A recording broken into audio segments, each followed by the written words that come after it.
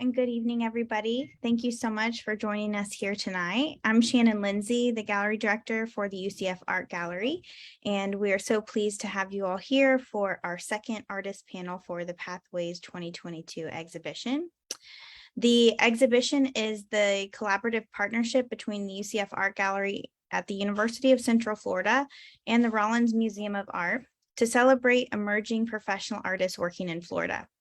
The exhibition was juried by an external panel of 3 professional artists or professionals within the art world, which included Liz Parks, which is a fine arts advisor based in New York, Jonelle Logan, an independent curator and vice president, creative director for the McCall Center in North Carolina, and Omari Booker, a visual artist based in Los Angeles and Nashville. The selection includes a variety of media, themes, scales, and approaches, showing a wide breadth of perspectives and experiences. Works by the 6 finalists will be shown at both venues, creating opportunities for engagement with 2 of the area's major academic institutions in the community.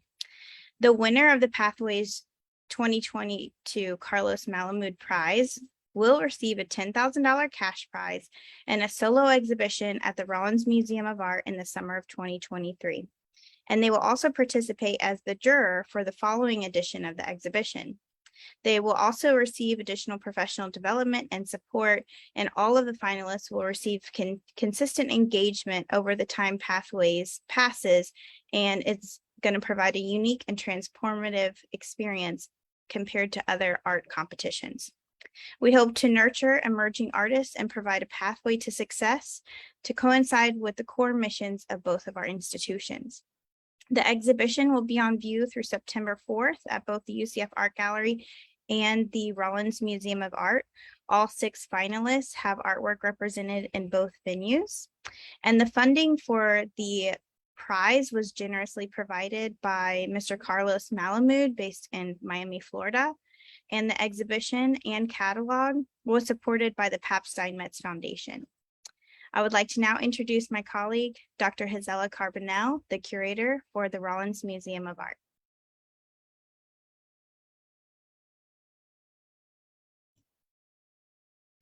Good evening and welcome, everyone. I will be introducing our artist speakers for tonight's event, and we will start with Eugene Ofori Agyei, who is a ceramic sculptural artist and educator, originally from Ghana. He's living in Gainesville, Florida. He graduated from Kwame Nkrumah University of Science and Technology in Kumasi, Ghana, and Eugene can correct my pronunciation there when he speaks. He graduated with a BA in Industrial Art, majoring in ceramics in 2018. Prior to his MFA at the University of Florida, he was assigned as teaching and research assistant in the same school where he received his BA for 1 year. Eugene is the 2020-2021 recipient of the University of Florida Grinter Fellowship Award, 2022 Artaxis Fellowship Award, and has exhibited his work internationally and nationally in Turkey, at the Samuel P. Harn Museum of Art in Florida, at the Kakahunde in Florida, and Alvarez Gallery in Connecticut, as well as other galleries and institutions like the Watershed Center Gallery and the Grizzly Gallery in Pennsylvania, Taylor Hall Gallery, among others. He was the 2021 Zenobia Awardee at Watershed Center for the Ceramic Arts and gleaned Best of Show from the In Art Gallery Social Change and Open Theme exhibition. Eugene is also the recipient of the 2022 NCECA Graduate Student Fellowship and the 2022 NCECA Multicultural Fellowship Award. And it is my honor also to share with you, as it was announced at the opening of the exhibition and prize here at the opening of the Rollins Museum of Art, that Eugene is our winner of the 2022 Carlos Malamud Prize. Next, we have Eric Ondina and April Webb, and I will introduce them before they speak so we can go to Eugene. And I'm sorry, I forgot to mention before Eugene starts, we would love to welcome questions from the audience and for our viewers tonight. So as you have questions, please feel free to put them in the chat. And once all of the artists have presented, we will go through those questions. Thank you so much.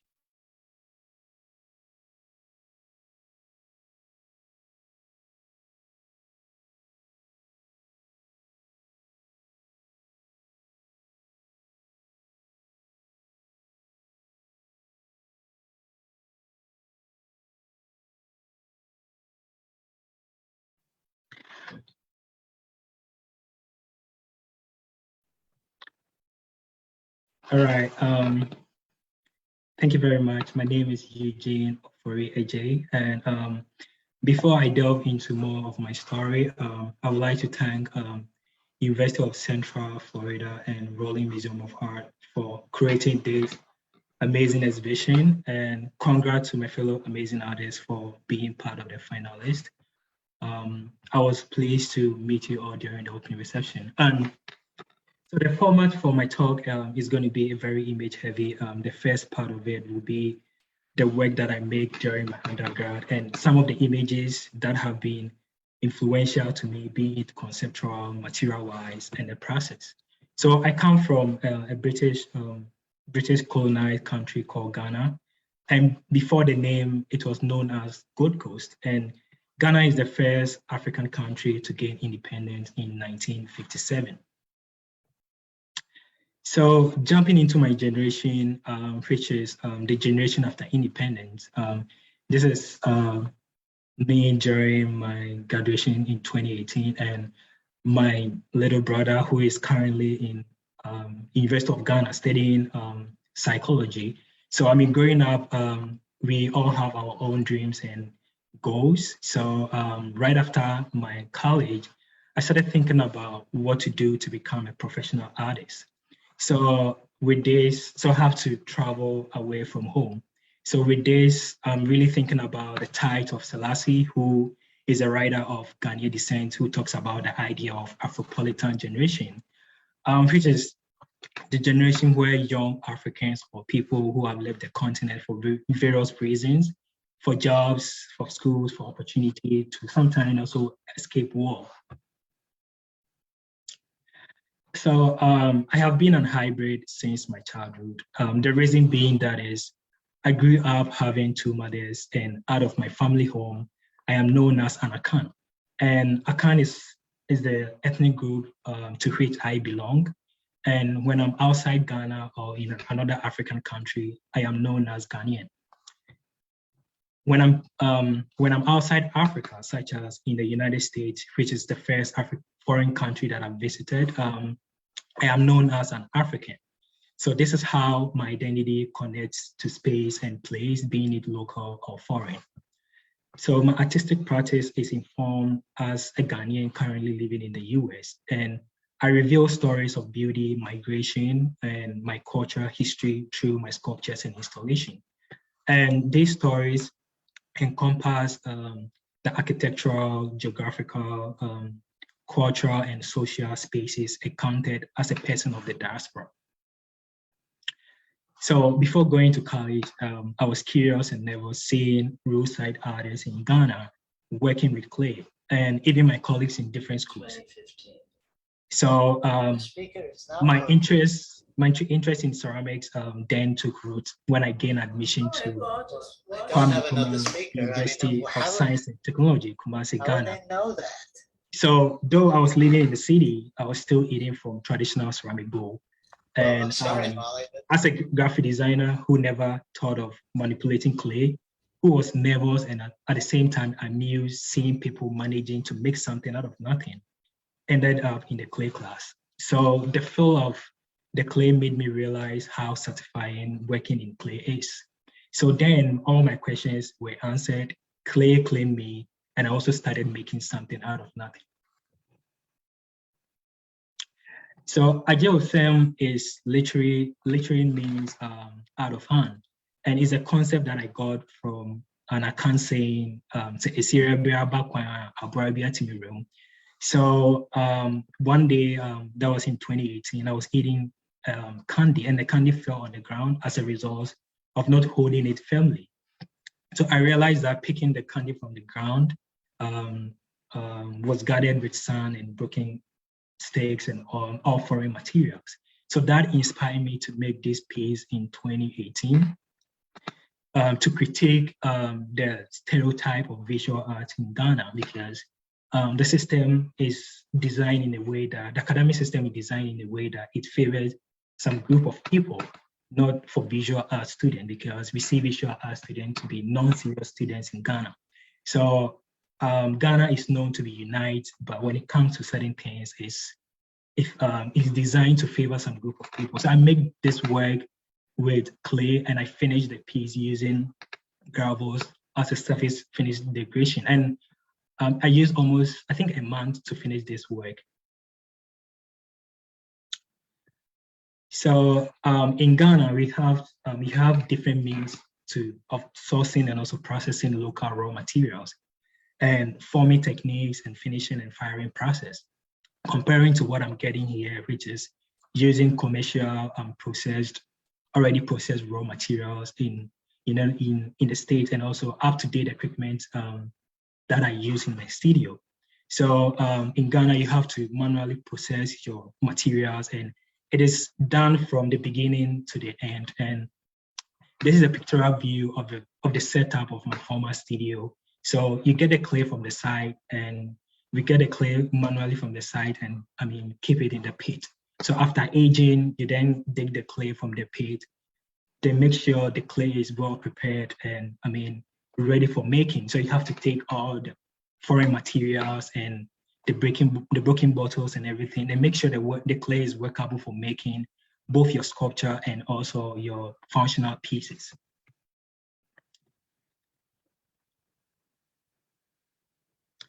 So moving to the US, I moved to the US during the pandemic, and I remember I did observe myself slide in the state of anxiety, checking the news on social media constantly, as if somehow, if I knew the situation, I could just keep it under control in my mind. So I used that up, though I was, feeling overwhelmed and with the situation and living in different countries and being new. And I spent my first Christmas holiday in the room. But I also used that opportunity to discover my idea through sketching and also researching. Growing up in Ghana as an elderly child, I realized that I have big shoes to fill. My sibling, this is my junior brother, always look up to me, and my mom wanted me to have the success in the field like science, accounting, engineering. So during my graduation in 2018 in Kwame Nkrumah University of Science and Technology in Ghana, my name was mentioned in the ceramic category, yet my mom she was shocked that I took direct and still studied ceramics because of the stereotype behind visual art in Ghana. And I remember during graduation, after taking all the pictures and everything, she called me privately and started yelling at me. And I remember she asked me, Eugene, what do you want to do with your life? And I told her, I want to be an artist. So intrinsic to my work is a love of materials, which are utilized to create visual language and title layers with meanings and associations. And adding to visual language of my ceramic production, I do explore materiality in my creation by incorporating other materials in my work. And after moving to the US, I started thinking about the idea of dual identity and materials with multicultural background. So I began exploring materiality in my creation by incorporating yarns and also Dutch was fabric in my work. And I realized that, living in the US, I wanted to talk about the political situation in the US. And I realized this is not my country. There's a lot in the country that I don't know. So I have to go back to my root to seek for an advice and also read more into the materials that I was using, because I remember when I was asked, why am I using fabric in my work? The only thing that I always say is, I use African fabric because I'm from Africa. But after my first class, I realized that there's so much into the fabric that I was using. So I went back to my roots and started reading and researching about the fabric. And I also sometimes title my work with Akan and Dikran symbols. And I use yarn because yarns also have a lot of travel miles. And I mean, it reaches customers all around the world. And I bought yarns from Amazon and also from different places. And my first time, I had an argument with my professor that the yarn was made in the US, and he said, no, we don't do that in the US. I said, yeah, I bought it from here. So I went back and get the package, and we read the label, and I realized that it's made in China. So thinking about that idea of global trade and everything, finding interesting in my work a lot. So the reason why I use this fabric is because it is an African, but it's not an African. So the Dutch work print, because this print now regarded as traditional African print, because I grew up calling it African print or African material, based on Indonesia batik fabric first brought to Africa by the Dutch traders in 1800. So the fabric has this question mark of authenticity when it comes to its identity. And I always ask myself, is it an African fabric? So I reflect on that, and I use that as a great metaphor and connect it to my modern Africans and the modern person of me. Sometimes I ask myself in my studio, can someone really claim to be from a particular place? So I acquired this fabric from various parts of Ghana with my help of my mom, who is now a big fan of my work. She helped me through a series of video calls, and the fabric is shipped to me by her, and they are packed in the box. And when they cross the borders and arrive in my studio, I transform the identity or my identity through the process of cutting and also gluing it in a collage-like manner on my sculptures and also installations. I also look a lot into fashion to capture a sense of place, because in Ghana, we put on fabric as a way of fashion and also symbolize the idea of beauty. So I think about fabric as an adornment, and clay, when baked, not only hard physically, but also solid visually. So therefore, in order to complement and also complete a space, I always make sure my viewer get the need to have a soft place to rest the eye. So their eye. So even though the work look have this bright color that makes you feel overwhelmed, but it also give you an avenue for you to rest your eye, because it's sorting the environment as well.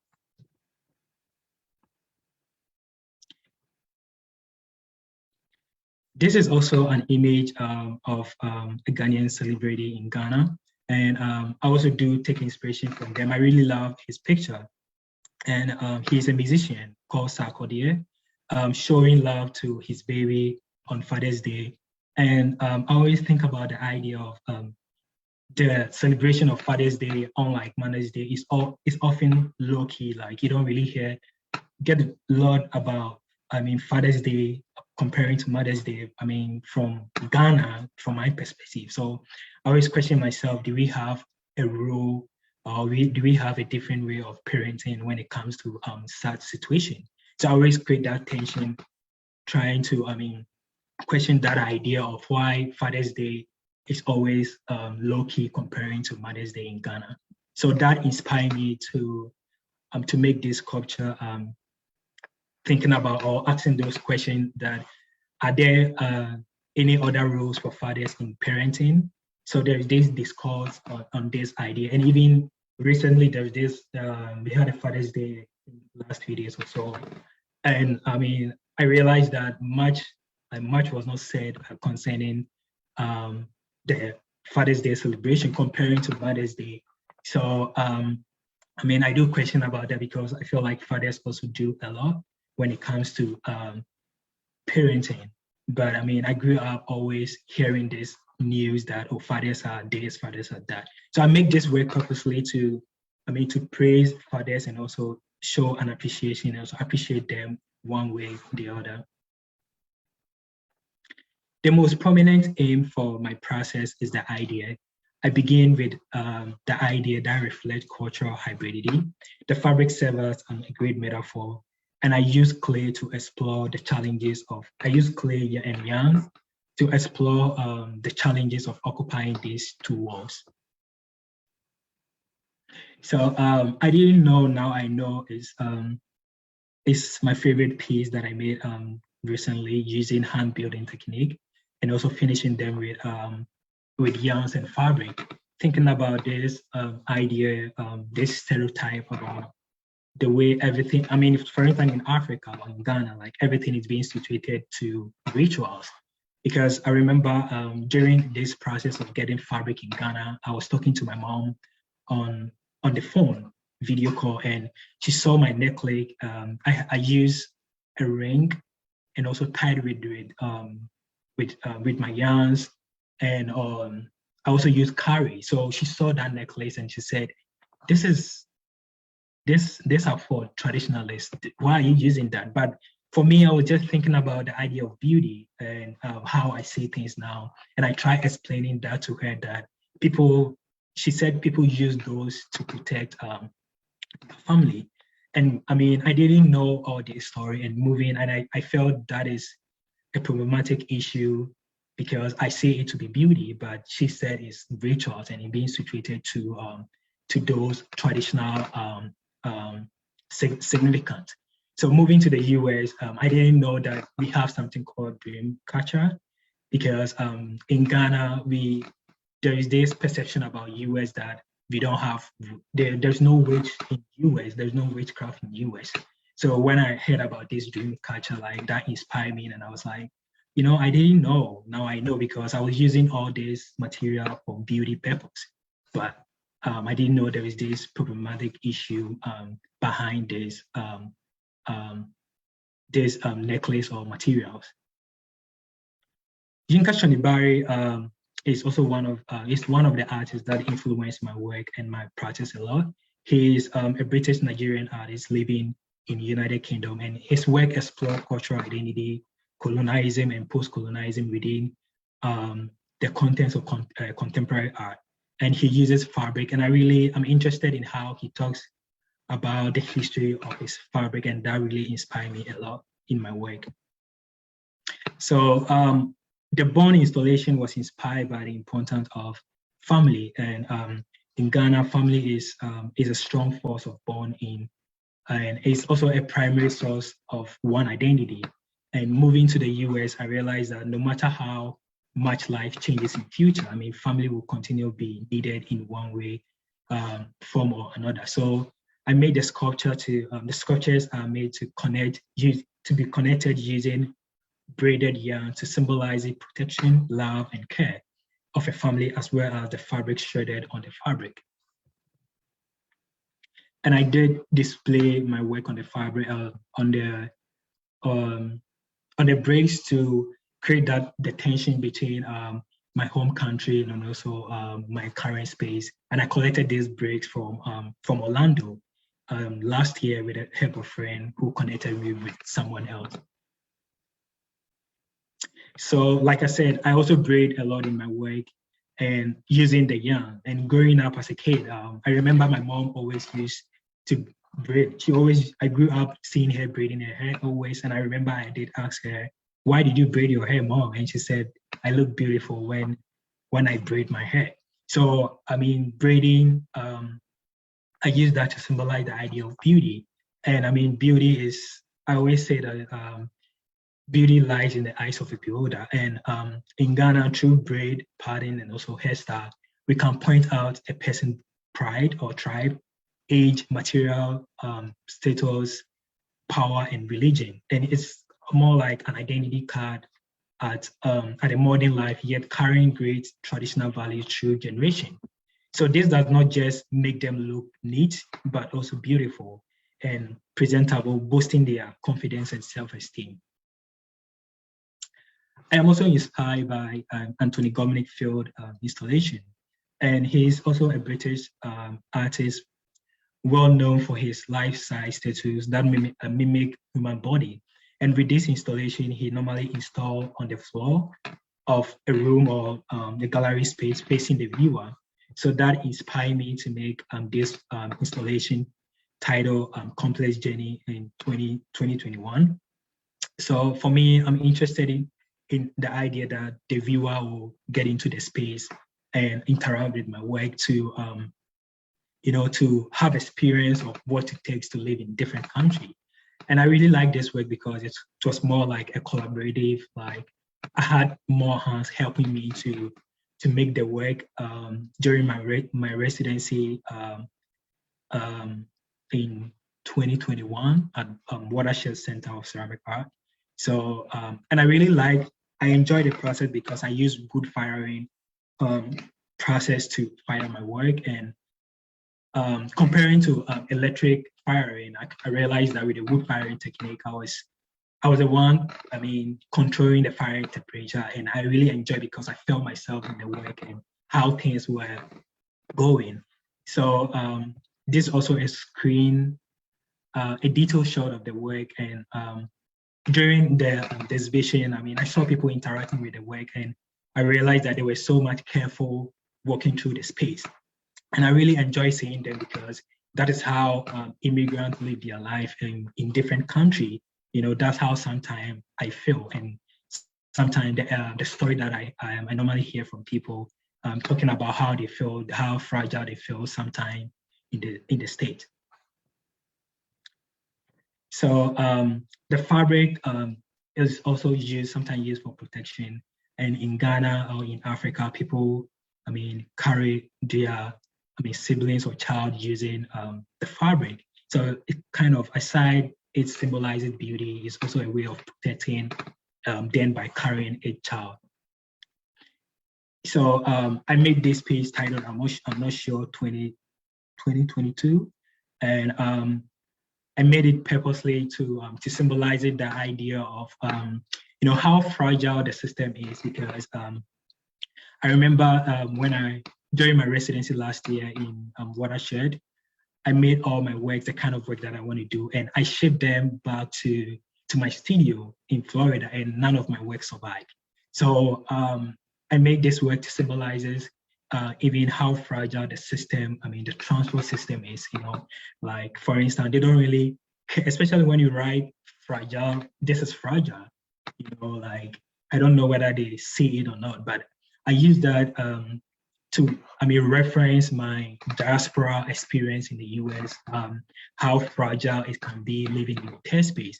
But when you look at the piece, it looks beautiful because sometimes I also see, though sometimes I go through a lot, but I also see the beauty side of it being the opportunity that I'm getting in my current space. And this is a close shot of the piece.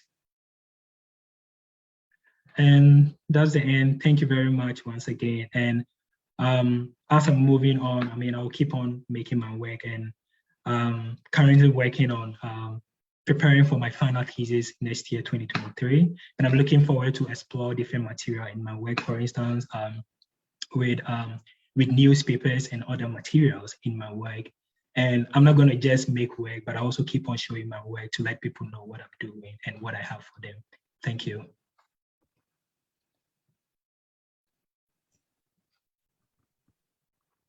Thank you, Eugene, for that interesting and phenomenal presentation. There are some questions already coming in for you. We're going to hold those until the end, until all of our artists have presented, so we can have a dialogue with everybody. So next up is artist Eric Ondina. Eric received his MFA from the University of South Florida in 2019 and his BFA from Florida State University in 2013. His research analyzes the fractious political conditions within the United States and visualizes its social repercussions by way of comedy, tragedy, and absurdity through painting and multimedia collaborative work. Eric has an extensive background in the technical processes of painting and drawing. His recent cycle of work embraces academic painting's assumed prerequisite mastery to fulfill the mass expectation of art, to interpolate visualizations of the American entropic condition. Eric has exhibited locally and nationally. Most recently, he participated in the Skyway 2021 exhibition, a collaboration between 4 institutions: the Museum of Fine Arts, St. Petersburg, the Ringling Museum in Sarasota, and the Tampa Museum of Art, and the University of South Florida Contemporary Art Museum in Tampa, and of course now here at the Rollins Museum of Art and at the UCF Art Gallery in Pathways. So I'm going to pass it on to Eric for his presentation.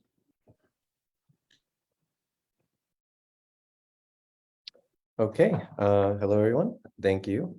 So yeah, my name is Eric. Eric Ondina. You can find me on Insta at Eric Ondina. I don't really have a website anymore. It's one of the sacrifices I've had to make in the post-pandemic world. So yeah, we already went over. Born in 1988, California. Got my BFA from FSU, MFA from USF. My studio practice is outside of Ybor City in Tampa. I have a really nice studio there along with some other really great artists. If any of you guys are in the area, please reach out. Always welcome for drop-ins. Love studio visits. So yeah, a little bit more about me. Well, I'm a millennial, born in 88, and I think this really gave me a lot of privilege. See the insight between the end of the modern industrial age and the birth of the digital.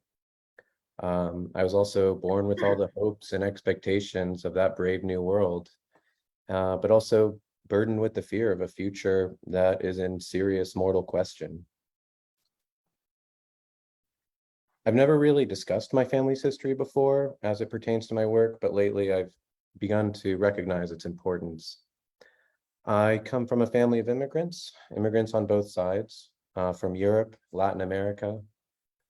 And I was raised on stories of their service to country, of their duty and sacrifice in most of the major conflicts in the 20th century.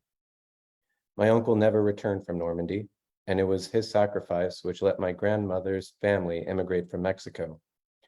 Her husband, my step-grandfather, an engineer, was in the Battle of the Bulge. And my grandfather on my father's side arrived from Puerto Rico, where he joined the service during the Cold War.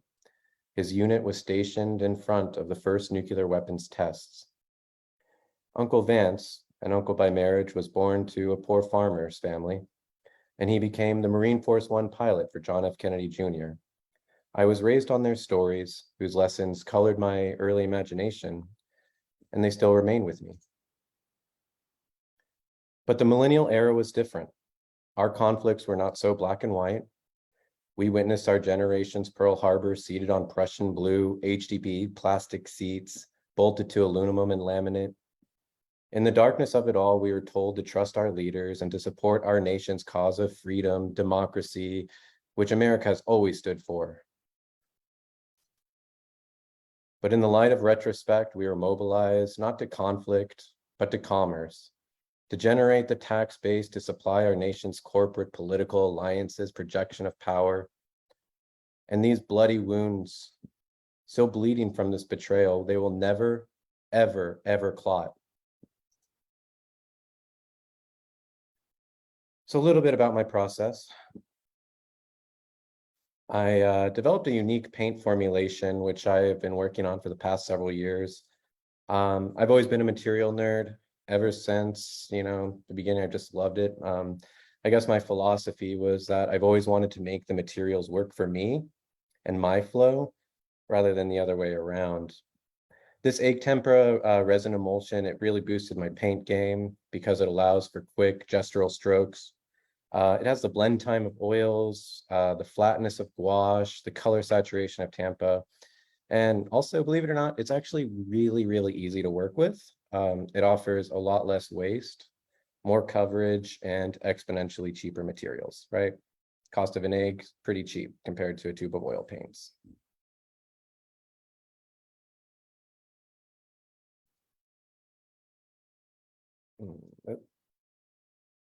Go back, okay, forward. I source my content from social media. amateur footage from cell phones, and images I take myself. Of particular interest to me is the decisive moment. The people we would otherwise overlook, they become the main characters in the story I create. I edit these source images into paintings, and when I do that, I'm also editing the perception of truth between the maker and viewer. Are they direct quotes? Are they altered reality? Are they a completely alternate reality? Sometimes the most absurd are the most true to reality.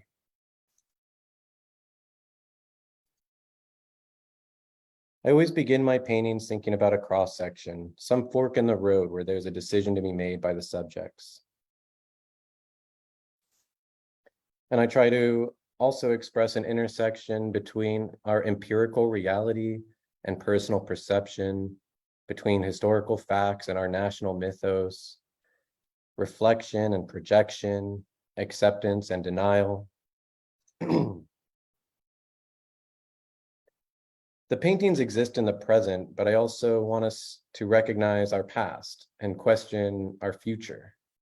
America, from its infancy to its privileged location, now at the end of the 20th century, has only known itself to be special, immune from the forces that affect other nations and thus consequences.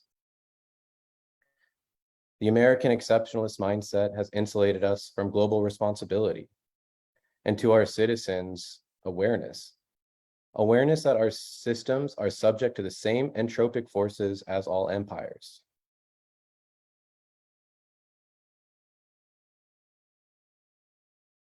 And our spiraling deficits, both financial and social, along with the glaring disconnect between the ideology we were raised with and the harsh reality of a world in crisis, these psyches break down, and we prefer to retreat into a world of delusions, capitalized on by predatory media, self-serving algorithms, and we're easily victimized, exploited by con men, promising to return us to a glorified past that never existed outside of the imagination that was crafted for us. Another subject that draws my attention are the elements of fire and water. These combined pressurized forces unleashed the Industrial Revolution, and they now press upon us on both sides in the form of heat waves, fires, floods, and rising sea levels. Mirroring the paintings which I speak to a true or at least plausible reality are the paintings that I collaged into a more obvious pastiche. A dystopian vision of America, still stuck in its infantile mindset, stuck in its privileged height, only knowing itself as special, immune from the forces that affect other nations, unaware of the catastrophic collapse of its institutions, structures, and just common interpersonal decency, which I know personally from me not being able to talk to people on social media without just, being shouted out or told I'm stupid. It's obscene. These figures, distracted by spectacle, are ignorant of the tempest around them, and they march along in rehearsed pomp and ceremony, maintaining the proud pageantry of a civilization in terminal decay. These paintings exist in a dystopian false reality in which our timeline appears to be swiftly converging into.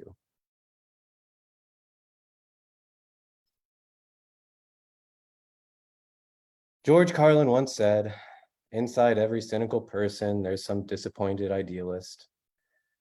Our generation is one of despair, which we sublimate through dopamine mining distractions, but painting gives me the voice and purpose to stay centered.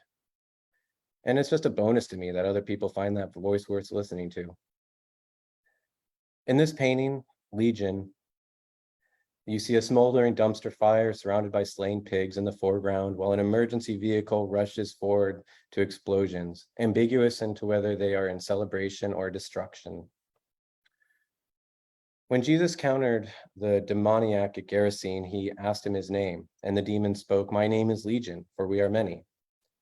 And then Jesus cast that demon into a horde of swine, which stampeded to their deaths.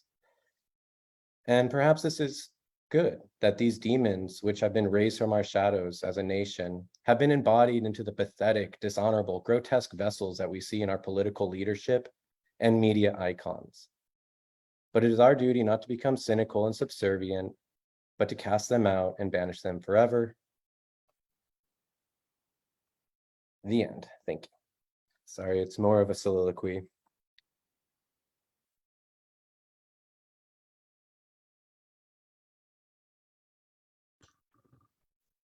Thank you very much, Eric, for that very thought-provoking presentation. I'm sure we'll have lots to talk about. And for those of you attending, feel free to add your questions to the chat and we'll get to as many as we can. And now we go to our final speaker for the event tonight, April Webb.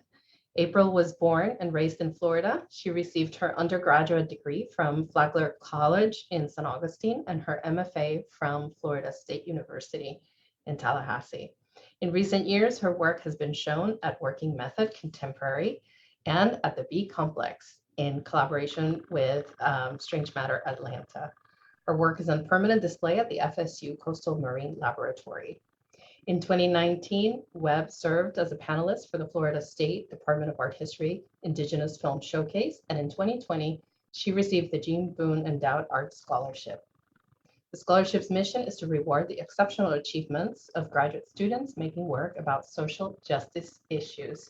And it is our pleasure to welcome April. I'll turn it over to her.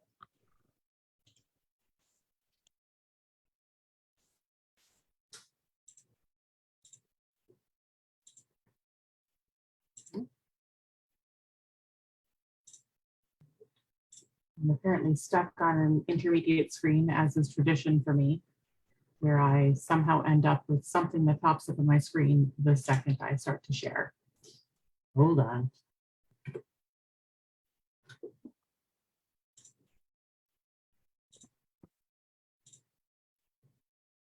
There we go. I am the queen of the pop-up. I apologize for that. All right, so I'm April Webb.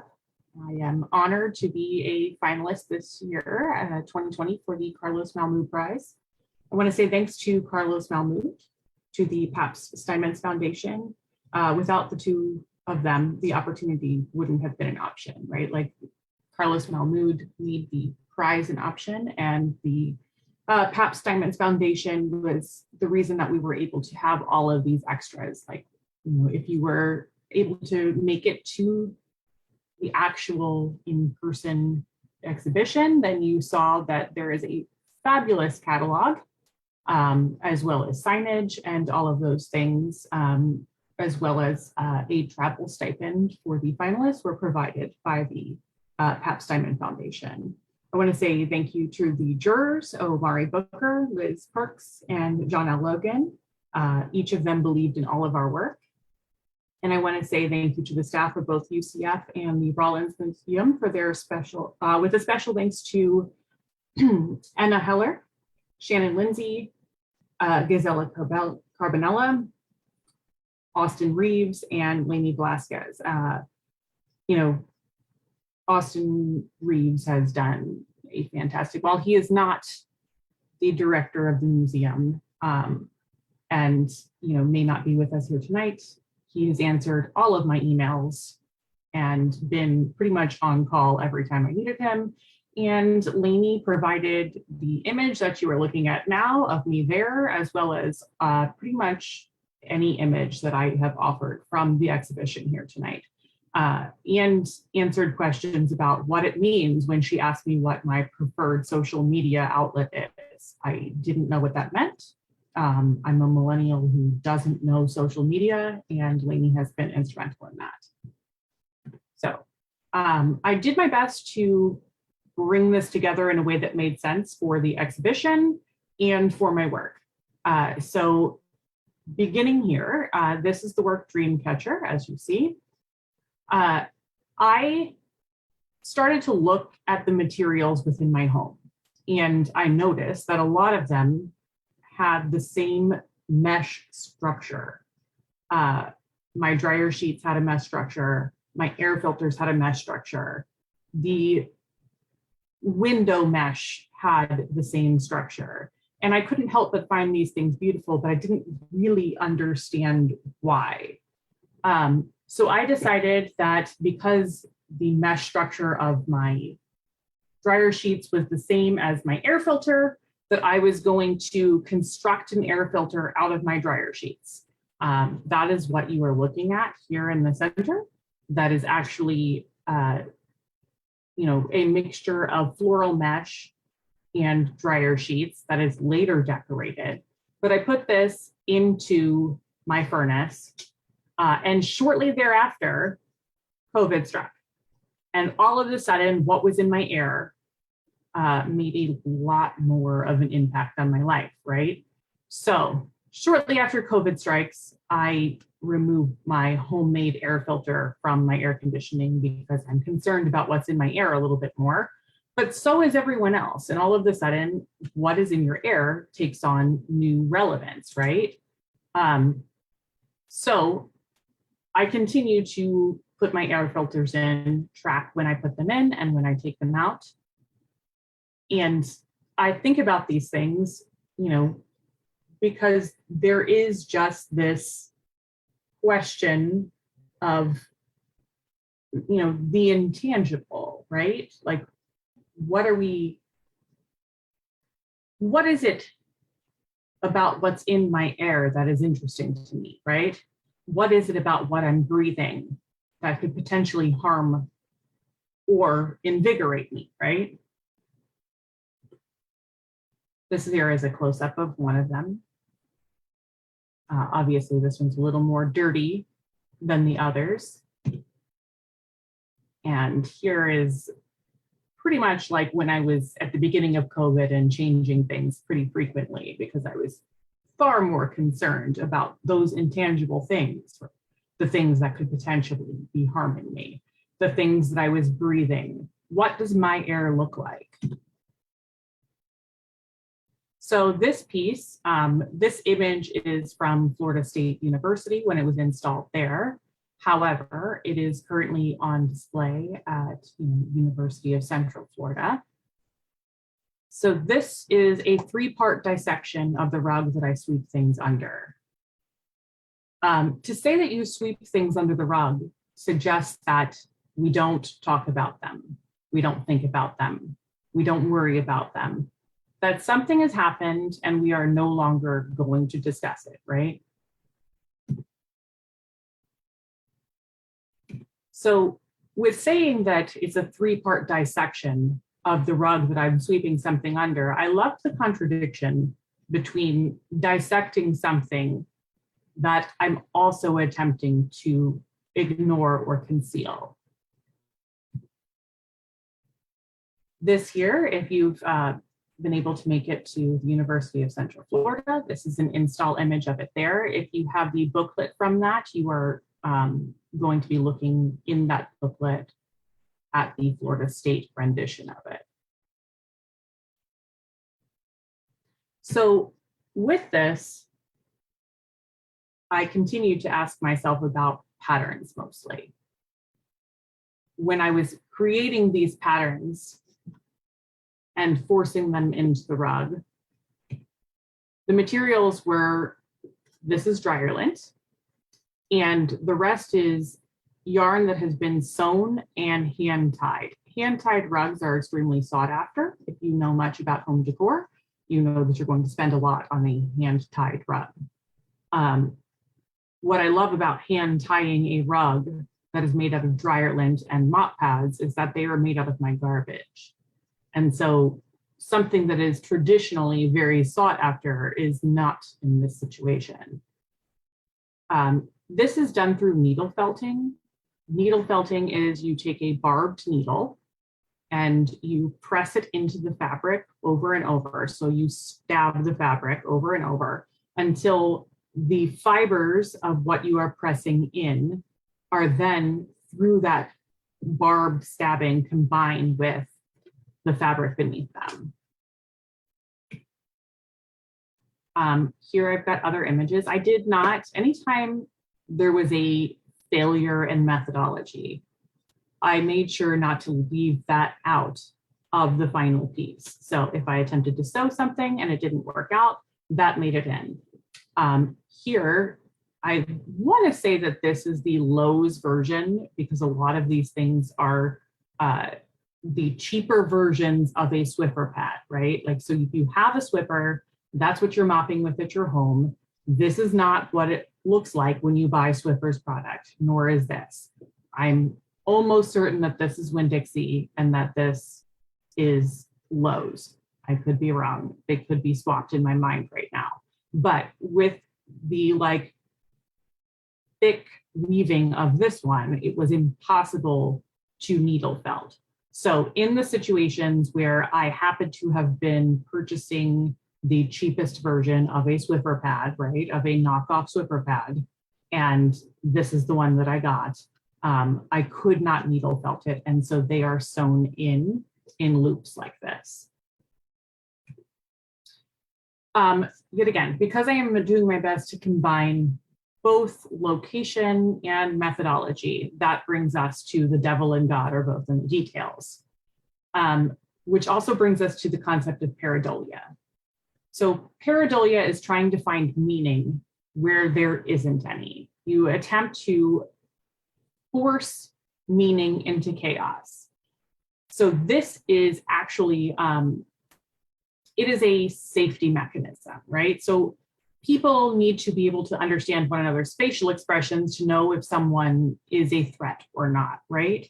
They need to be able to see a face in a bush to know that there's an animal hiding in the bush. So historically, we have needed to be able to see patterns in complex situations in order to create that meaning and protect ourselves.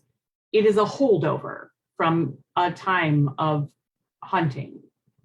And because of that, we still to this day are likely to see the face of Jesus in a burnt piece of toast, or to, you know, all of emojis are based on this concept, right? When mopping my floor, I see this shape, which I call the Great V. And it happens as a result of whatever these structural conditions of my Swiffer are, plus mopping.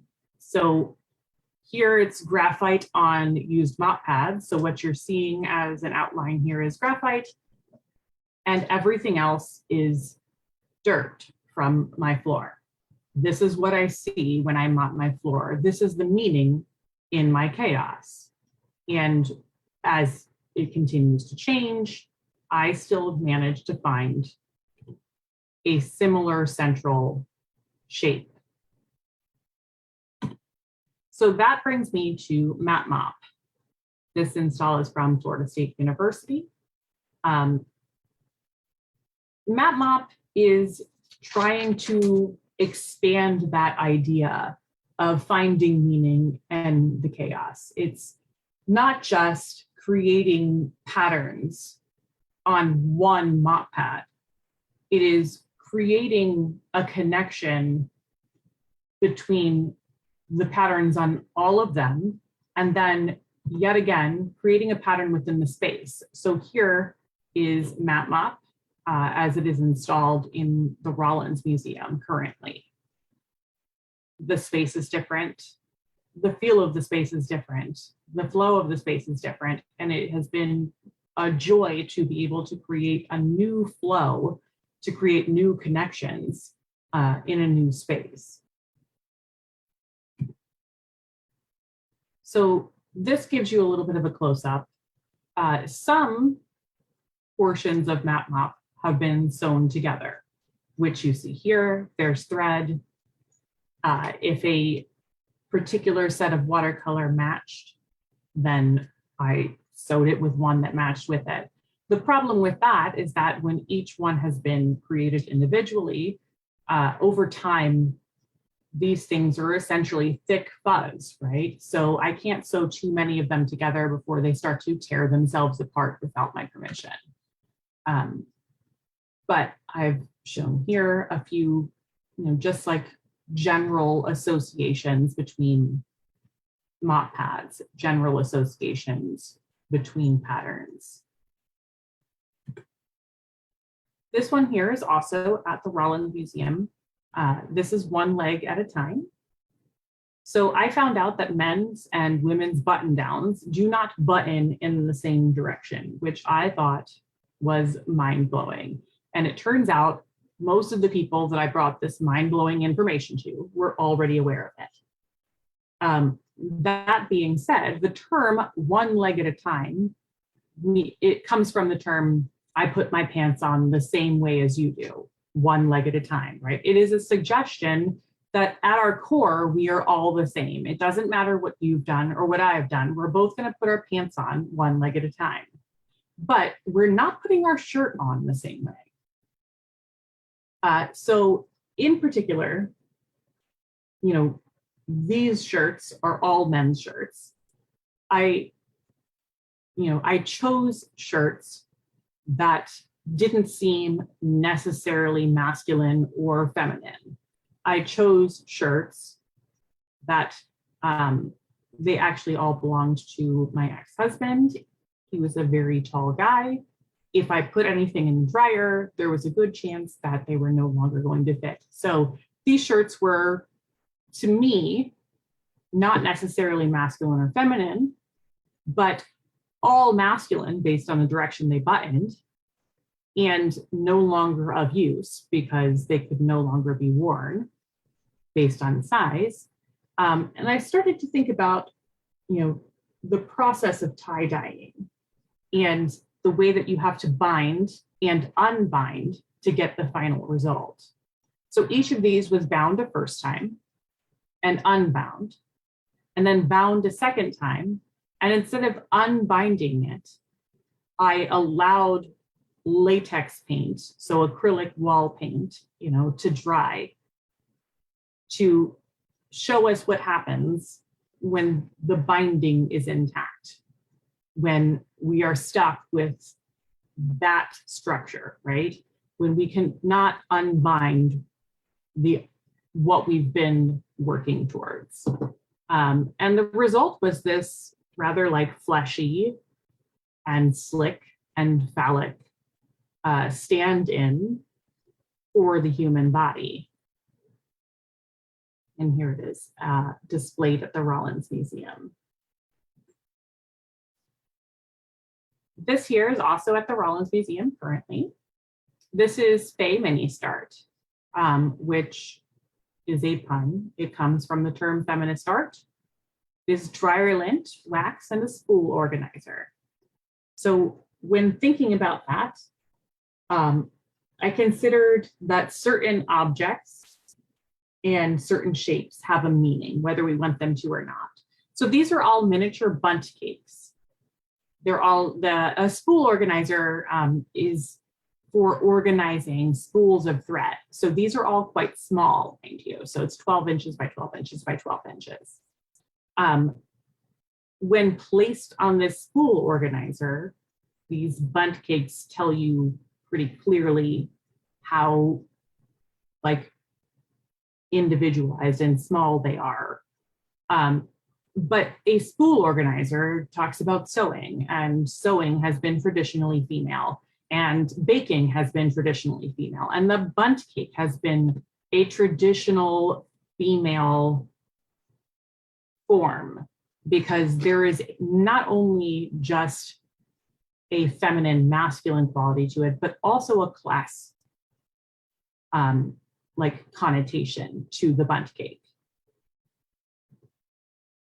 So here, these are larger bundt cakes where the idea came from. And so I had made large bundt cakes and placed them on these plate hangers, which are also, it's also a class question. In the South in particular, hanging plates on your wall is not uncommon. But for those of you who don't know, when you combine dryer lint and wax, what you have is a fire starter. And as a Girl Scout, we always saved our dryer lint growing up so that we could set it on fire to, you know, go camping. And so here is the result of one of many instances which I've set my dryer lint and wax on fire. And so while Fay Mini Start currently exists as a school organizer and several small, bundt cakes, in the end, it will almost certainly exist as a video where I let it burn. That's what I've got for you for now. I would have talked you through my whole practice, but I'm too old for that. Thank you. Thank you so much, April, and thank you to all the artists presenting tonight. So Shannon and I have a couple of questions to get the conversation started, and then we'll go into some of the questions that we have been receiving from some of our audience members. So one of the questions that I had for the Pathways artists, especially because you all work in different media and addressing different themes, and probably appealing to different audiences as they experience your work, is what are some of the difficulties or the challenges that you encounter in your art practice, and what would you like people to take away when they experience your work? What are some of the obstacles or challenges, and what do people take away from your work? Eugene, we can start with you since you went first. All right, thank you very much once again. So some of the challenges is, the question is why? Because I always try to, communicate the message that I want to put out there visually. So that is my biggest, or usually when I get to my studio, I always ask myself, why, who am I? Because people always ask me this question, who are you? Are you from here? Where are you from? Are you going back? So one of my biggest challenges is how to communicate these challenges visually to let my viewer, see what I'm trying to communicate.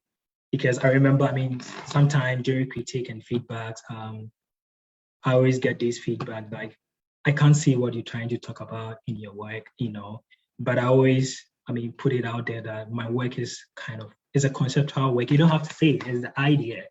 So my biggest challenge is, how to communicate all this information visually to let my viewer to see what I'm trying to put out there as an artist. Excellent. Eric, how about you? What are some of your biggest challenges in your practice and when thinking about what you want people to take away?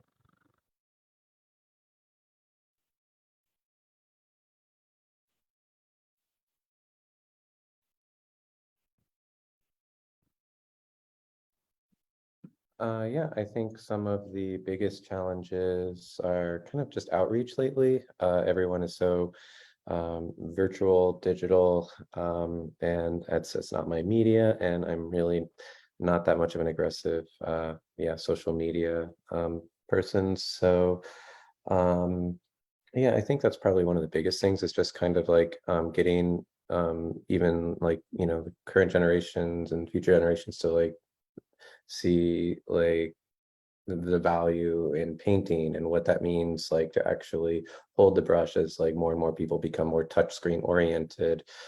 So yeah, I think it's mostly just outreach and like connection between kind of like that historical practice and what gives it the value versus something digital. Not to say it doesn't have value, but they're different, and the sweat equity is going to be different. So yeah, just I think that would be one of the biggest challenges. Thank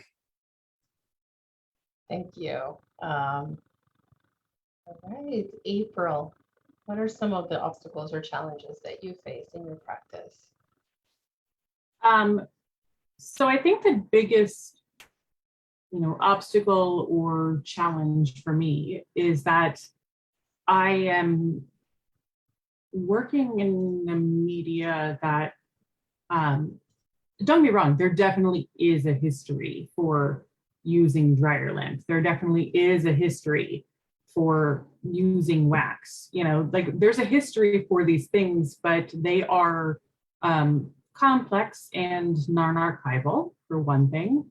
So there's that portion of it. Like there is the fact that, you know, people ask you, how do you sell your work? And I'm like, you don't, you burn it, you know, like that's a portion of it. And I think that the other thing that I run into is the tone of the work, right? How do you make work that is about being consistently undermined, but work that is also about loving every second of what you do for your family? How do you make work that is funny, but also says, this isn't okay, right? Like it is the splitting the difference portion of it where you're able to say, I'm not okay with this. This is my reality. It doesn't depress me, right? Like it's not okay, but it doesn't depress me. It's not okay, but I still love these things about it. This is my reality. It's not okay, but also I will continue to do it till the end of time if it means that there's an 11-year-old boy who comes out of this like a champion, right? Like it's very difficult to split the language between those things. And then to teach a child, you know, I have, you know, my son is male. My son is a, you know, almost 11. He turns 11 this week, boy. You know, how do you teach him the values that you're speaking about? And then also make sure that he understands that you don't regret any of it. I think that's the biggest thing for me. Thank you so much for that thoughtful response, April. And one thing that the three of you touched on in the answer to this question has to do with process and with materials, and that might be a great segue for Shannon's question. Go ahead, Shannon. Thank you so much. And thank you all so much for your great presentations and insight into your practice. And so I wanted to present this question to everyone, and then we'll move to the audience questions to just ask really, how did you, and some of you touch on this in different ways, but how did you determine that your chosen materials and process is the best to support the intention and concept behind your work? All right. I think I touched on that, but I'll go over again. So moving to the US, like I said, I wanted to talk about, you know, the political stuff going on in the US, but I realized I don't know much. So I have to go back history and think about the idea of dual identity, because I realized that moving to the US, you know, I don't know where I belong. So thinking about idea of dual identity, I started reading into the history of my material, which is the fabric, the clay, and even the yarn. And they all have this dual identity in terms of the work and even the process. Like in Ghana, you have to, everything is being done like manually using your hand. And I remember when I moved to the US, my colleague asked me, where are your tools? And I show her my hand, because I come from a country that everything is being done manually. I don't need my tools to make my work. So, reading into the history of the material and the practice and how I make my work, it helped me a lot to reflect on my identity being an African living in the US, because even for instance, with the fabric has this complex history. It has this question mark of, its originality, because I grew up calling it African fabric. But after reading into that, I realized that no, this is not an African fabric. Like it has this, dual identity. So yeah, I'm more interested in material that have this background, dual identity, and kind of comparing both sides of both words. And that's how I do it. So I research a lot in my work, and the materials that I use help me to reflect on my hybrid identity in the US.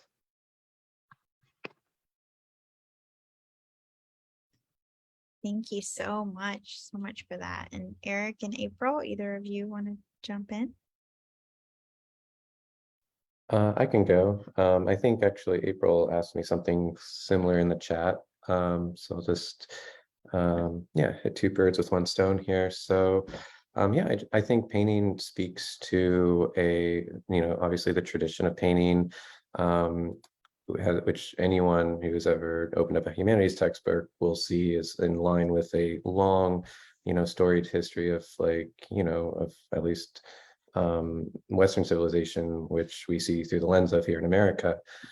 And as I'm trying to speak and voice my observations and communicate with people who I think have mainly been unable to connect with maybe some of the values and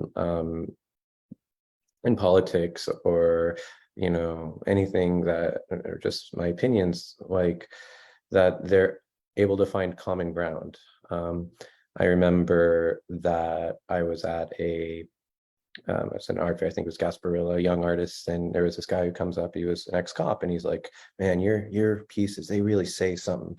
I started to see this person was seeing kind of the opposite of what I was trying to say, but we're able to communicate and at least reach that person through his conceptions of the art and his perception of the narrative. And I think the ambiguity of that was really interesting.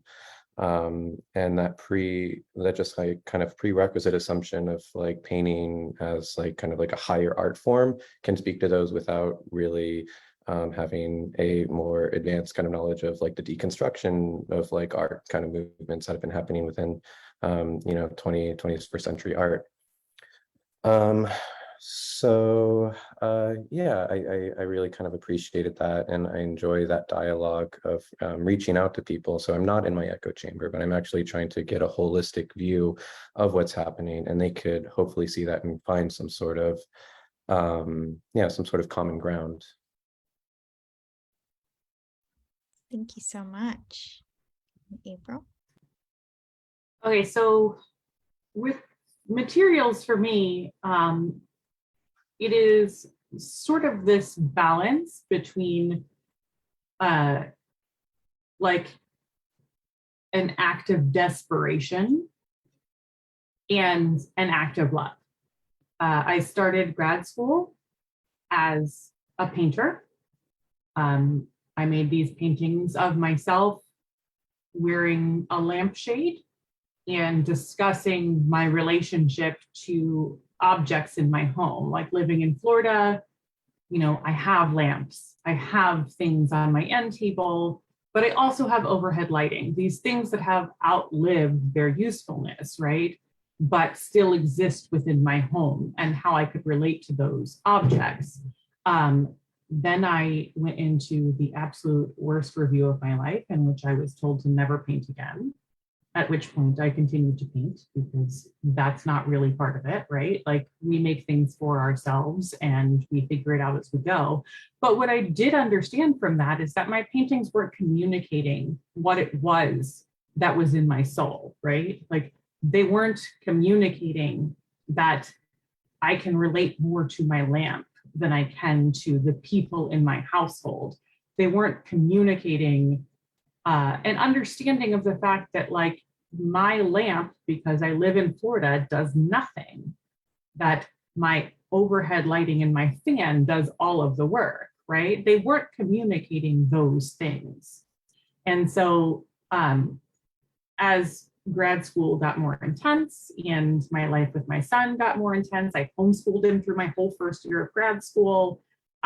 He is on the autistic spectrum and severely ADHD. As those things got more intense, my understanding of materials also became heightened. And I started to realize that those things in my home, those things that were obligations, those things that, even though they were just the tangible byproduct of my responsibilities, those things had a meaning, right? They had an understanding that without me forcing it onto them, people knew what dryer lint was. They had an understanding of dryer lint. They had their own understanding of dryer lint. And so I think that is really how materials function for me. is that I ask myself when I use a material, what the inherent meaning of it is. And then I go out and I find people and I ask them what the inherent meaning of that object is for each of them, right? And then based on a sort of consensus of meaning is how I determine if a material is usable for me. Because forcing meaning on something wasn't something that was working for me.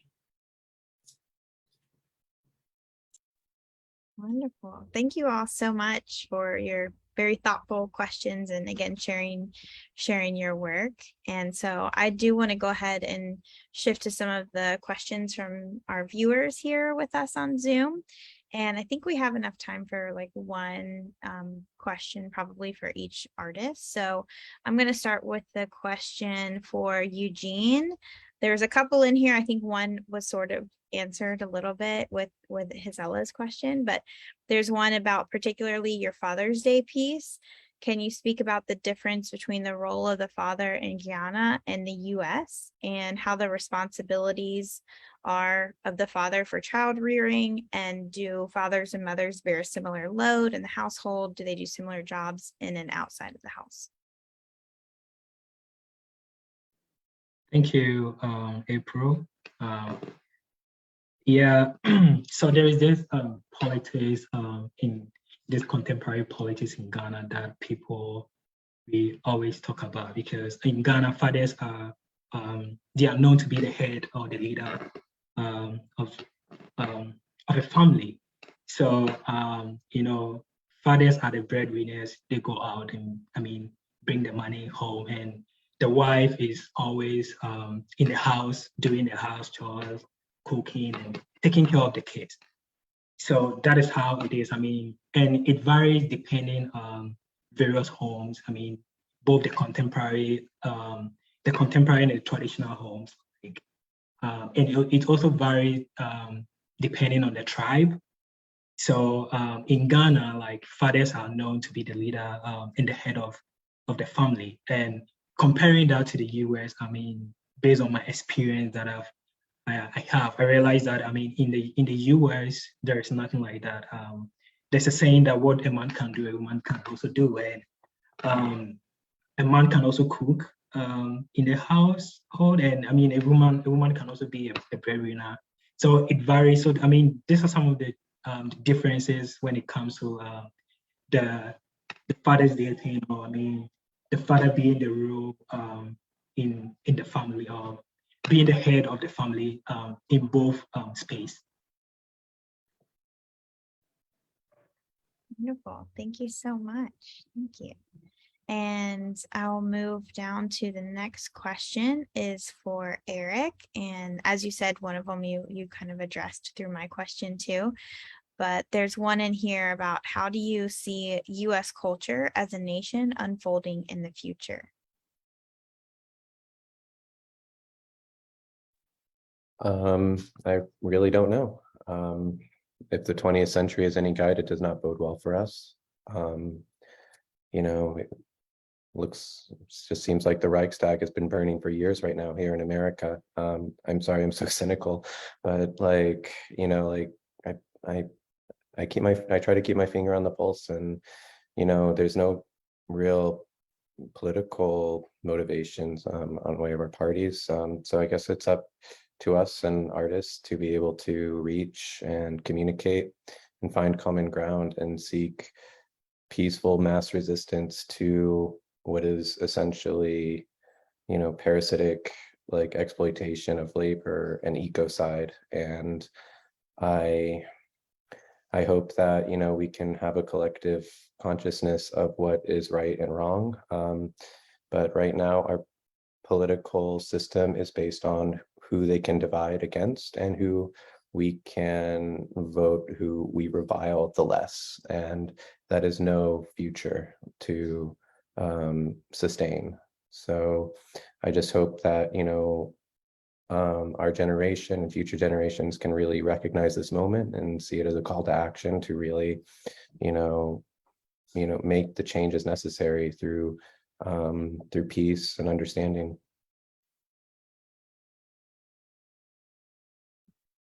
Thank you so much. And we have one more question for April. How has growing up and living in Florida throughout your life influenced your work? So my guess is probably more than I even know. I'm Floridian through and through, born in Miami, raised in Miami, Fort Lauderdale. I've lived in Tampa. I have lived in St. Augustine. Jacksonville is a lot of my life, and Tallahassee. And so because of that,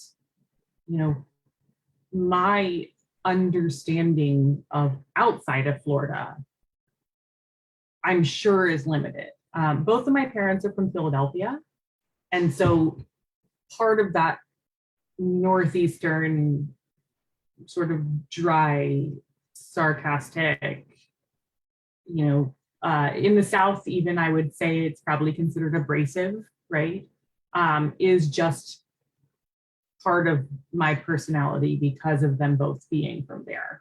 But that being said, there is also an understanding of Mrs. and Ms. and ma'am and sir and the meaning of my bundt cake, right? Or a Jell-O mold, or the lamp on my end table, even though my overhead lighting controls the lighting in my home, right? There is a Southern cultural understanding to objects in the South that I'm not sure, based on the people that I've met from elsewhere, exists in their cultural understanding of things, right? Like, I don't know that the cultural understanding of wallpaper is the same as it still currently is in outside of Jacksonville, Florida, right? I don't know that the understanding of like owning a hutch or a chifforobe is the same as it is in owning one, as part of your understanding of like family and class as it is in small towns within the South, right? So I think that it absolutely has influenced my work. But I think that as much as living in Florida has influenced my work, I think equally being raised by parents who were not raised in Florida is the reason that I'm even able to assess that work, right? Like, I don't know that if I had been raised by parents who were also raised in Florida, that I would necessarily have the ability to step back and say, oh, these things are something that I associate, femininity, race, and class with because of my upbringing and location. If I didn't just grow up as one of 3 girls raised by parents from the Northeast in outside of Jacksonville, which is like, I'm sure most people don't know it, but Middleburg, Florida is pretty Southern. Like, my freshman year of high school, we still had a race war to the point where lots of like 14-year-olds went to prison for an actual race war, right? Like, so I know that living in Florida has definitely affected my understanding of race, gender, class, ethnicity. But I also think that without having parents from another area, I might not quite see what that difference is. Yeah, thank you so much. Thank you all for answering our questions and the viewers' questions. And I just want to thank you all, for taking the time to share your practice and your research. And I would like to encourage everyone, if they haven't been able to visit the exhibitions at Rollins Museum of Art and the UCF Art Gallery, the